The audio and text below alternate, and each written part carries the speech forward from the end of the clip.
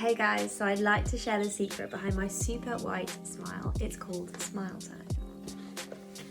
So it's an at-home teeth whitening ingredient with non-peroxide ingredients, which means it's more gentle to your teeth. Most people see results after just 2 days, but it can be used up to 6 days for best results. So you start by putting the batteries into the light. It's very easy.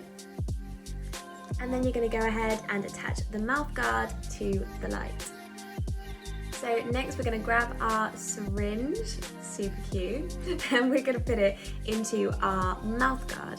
So you want to do a quarter on the top and a quarter on the bottom. When you're doing this, you want to go nice and close to the front so it gets your most visible teeth.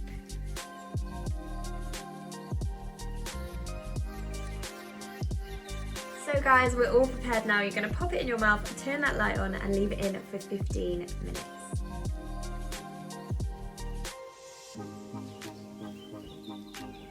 Hey guys, so 15 minutes later and check out these pearly whites. So guys, I highly recommend if you need a super easy at-home option to whiten your teeth for an event or just to give yourself some smile confidence, then head over to SmileTime's website at smiletimeteeth.com and check them out.